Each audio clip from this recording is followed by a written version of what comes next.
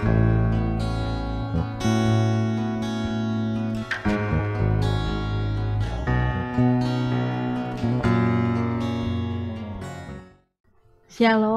saudara-saudara yang dikasih dalam Tuhan. Hari ini kita berjumpa kembali dalam gerakan membaca Alkitab. Di hari yang ke-111 ini, bacaan kita terdapat dalam 1 Raja-Raja pasal yang ke-22. Sebelum kita membaca firman Tuhan, mari kita berdoa. Kami naikkan limpah terima kasih kepadamu ya Tuhan. Sungguh Engkau telah menganugerahkan kesempatan menikmati hari pemberian-Mu dalam kehidupan kami. Dan saat ini kami datang memohon kepada-Mu ya Tuhan, ketika kami akan membaca firman-Mu di saat ini bersama, tuntunlah kami, bimbinglah kami, supaya kami akan senantiasa selalu giat dan tekun untuk selalu hidup dalam kebenaran-Mu, sehingga kami akan semakin giat, semakin gemar untuk selalu membaca akan firman-Mu dalam setiap kehidupan kami. Inilah doa kami ya Tuhan, di dalam nama Tuhan Yesus kami berdoa. Amin. Mari Bapak Ibu Saudara-saudara, kita membaca firman Tuhan ini bersama-sama dalam 1 Raja-Raja pasal yang ke-22. 3 tahun lamanya orang tinggal aman dengan tidak ada perang antara Aram dan Israel. Pada tahun yang ketiga, pergilah Yosafat, Raja Yehuda, kepada Raja Israel. Berkatalah Raja Israel kepada pegawai-pegawainya, "Tahukah kamu bahwa Ramot Gilead sebenarnya milik kita, tetapi kita tinggal diam saja dan tidak merebutnya dari tangan Raja negeri Aram?" Lalu katanya kepada Yosafat, "Maukah engkau pergi bersama-sama aku untuk memerangi Ramot Gilead?" Jawab Yosafat kepada Raja Israel, "Kita sama-sama, aku dan engkau, rakyatku dan rakyatmu, kudaku dan kudamu." Tetapi Yosafat berkata kepada Raja Israel, "Baiklah, tanyakan dahulu firman Tuhan." Lalu Raja Israel mengumpulkan para nabi, kira-kira 400 orang banyaknya. Kemudian bertanyalah ia kepada mereka, "Apakah aku boleh pergi berperang melawan Ramot Gilead, atau aku membatalkannya?" Jawab mereka, "Majulah, Tuhan akan menyerahkannya ke dalam tangan raja." Tetapi Yosafat bertanya, "Tidak adakah lagi di sini seorang nabi Tuhan, supaya dengan perantaranya kita dapat meminta petunjuk?" Jawab Raja Israel kepada Yosafat, "Masih ada seorang lagi yang dengan perantaranya dapat diminta petunjuk Tuhan, tetapi aku membenci dia, sebab tidak pernah ia membuatkan yang baik tentang aku, melainkan malapetaka. Orang itu ialah Mika bin Yimla." Kata Yosafat, "Janganlah raja berkata demikian." Kemudian Raja Israel memanggil seorang pegawai istana, katanya, "Jemputlah Mika bin Yimla dengan segera." Sementara Raja Israel dan Yosafat, Raja Yehuda, duduk masing-masing di atas takhtanya dengan pakaian kebesaran di suatu tempat penggirikan di depan pintu gerbang Samaria, sedang semua nabi itu bernubuat di depan mereka. Maka Sedekia bin Kenaan membuat tanduk-tanduk besi, lalu berkata, "Beginilah firman Tuhan, dengan ini engkau akan menanduk Aram sampai engkau menghabiskan mereka." Juga semua nabi itu bernubuat demikian. Katanya, "Majulah ke Ramot Gilead, dan engkau akan beruntung. Tuhan akan menyerahkannya ke dalam tangan raja." Suruhan yang pergi memanggil Mika itu berkata kepadanya, "Ketahuilah, nabi-nabi itu sudah sepakat meramalkan yang baik bagi raja. Hendaklah engkau juga berbicara seperti salah seorang daripada mereka dan meramalkan yang baik." Tetapi Mika menjawab, "Demi Tuhan yang hidup, sesungguhnya apa yang akan difirmankan Tuhan kepadaku, itulah yang akan kukatakan." Setelah ia sampai kepada raja, bertanyalah raja kepadanya, "Mika, apakah kami boleh pergi berperang melawan Ramot Gilead, atau kami membatalkannya?" Jawab kepadanya, "Majulah, dan engkau akan beruntung, sebab Tuhan akan menyerahkan ke dalam tangan raja." Tetapi raja berkata kepadanya, "Sampai berapa kali aku menyuruh engkau bersumpah, supaya engkau mengatakan kepadaku tidak lain dari kebenaran demi nama Tuhan?" Lalu jawabnya, telah kulihat seluruh Israel bercerai-berai di gunung-gunung seperti domba-domba yang tidak mempunyai gembala. Sebab itu Tuhan berfirman, mereka ini tidak punya tuan, baiklah masing-masing pulang ke rumahnya dengan selamat.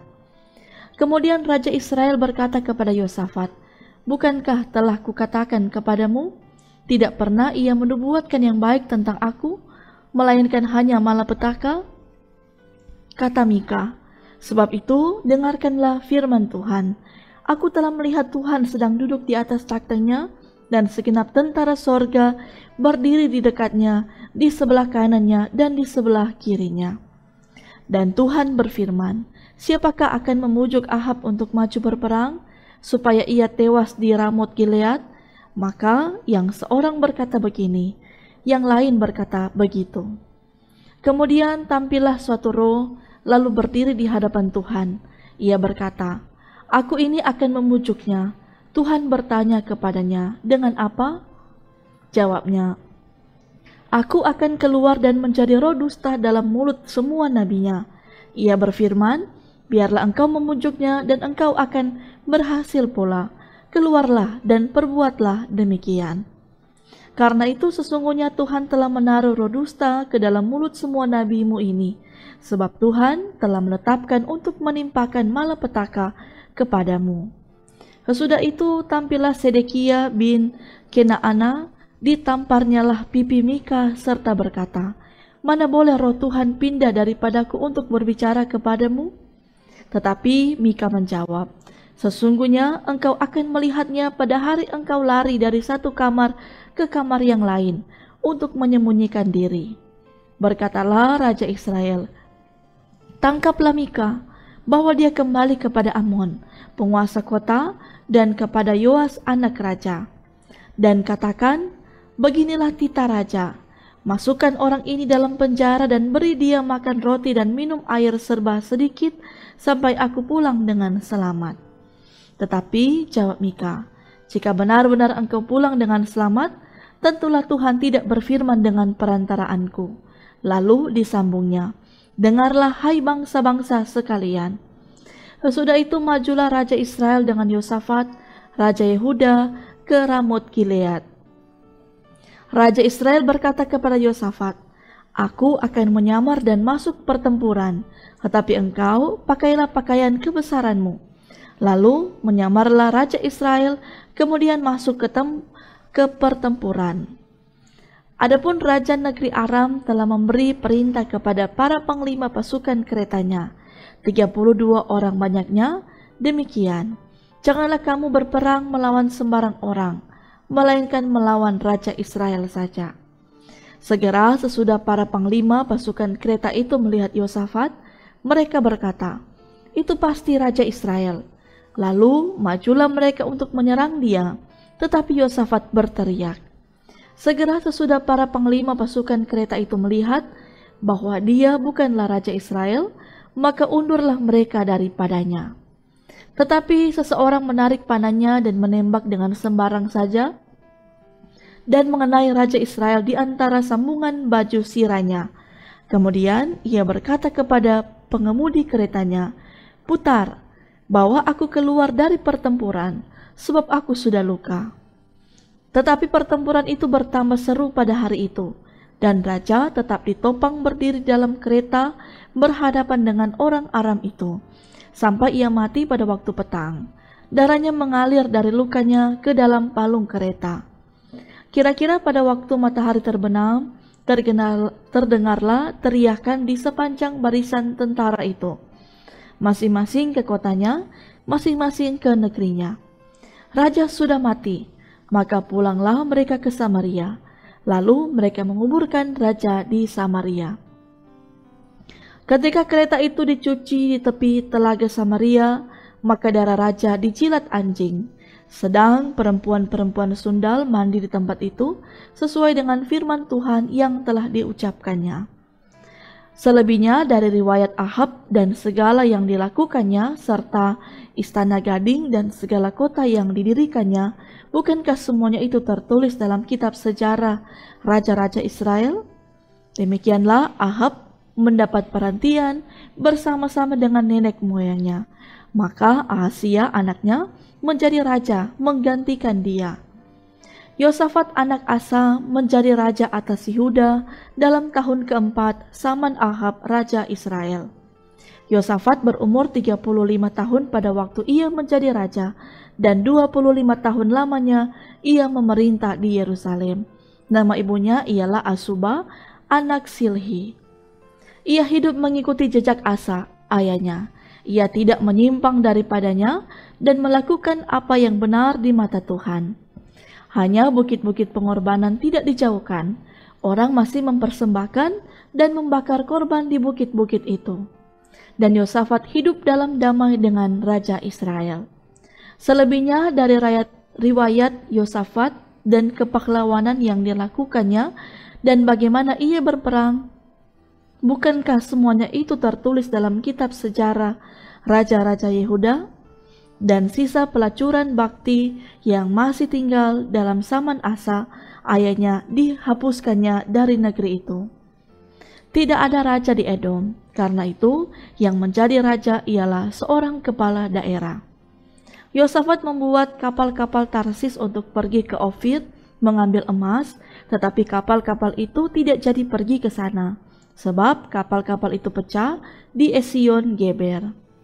Pada waktu itu Ahazia anak Ahab berkata kepada Yosafat, "Baiklah anak buahku, pergi bersama-sama anak buahmu dengan kapal-kapal itu." Tetapi Yosafat tidak mau. Kemudian Yosafat mendapat perhentian bersama-sama dengan nenek moyangnya, dan ia dikuburkan di samping nenek moyangnya di kota Daud, bapa leluhurnya. Maka Yoram, anaknya, menjadi raja menggantikan dia. Ahazia anak Ahab menjadi raja atas Israel di Samaria dalam tahun ke-17 zaman Yosafat, Raja Yehuda, dan ia memerintah atas Israel 2 tahun lamanya. Ia melakukan apa yang jahat di mata Tuhan dan hidup menurut kelakuan ayahnya dan ibunya dan Yerobeam bin Nebat yang telah mengakibatkan orang Israel berdosa.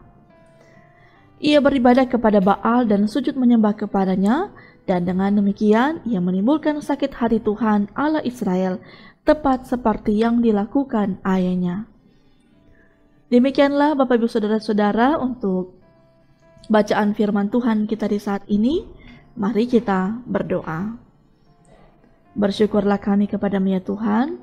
Tuhan telah menuntun kami membaca firman-Mu bersama di hari ini, dan kami akan percaya kami akan terus senantiasa dikerahkan hati kami supaya dengan setia, dengan tekun, mau untuk selalu membaca firman, bahkan melakukannya dalam kehidupan kami sekalian. Dan ya Bapa yang penuh cinta kasih, bersyukur untuk hari yang telah Tuhan anugerahkan kepada kami.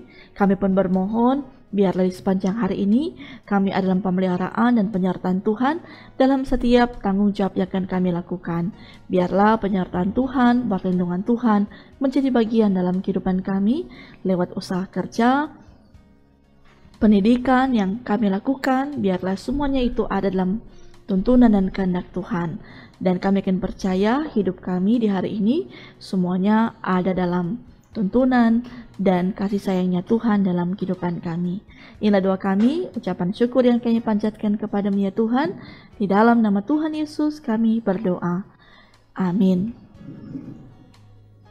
Terima kasih Bapak Ibu Saudara-saudara yang telah mengikuti gerakan membaca Alkitab di hari ini. Tuhan memberkati kita sekalian. Shalom, damai di hati.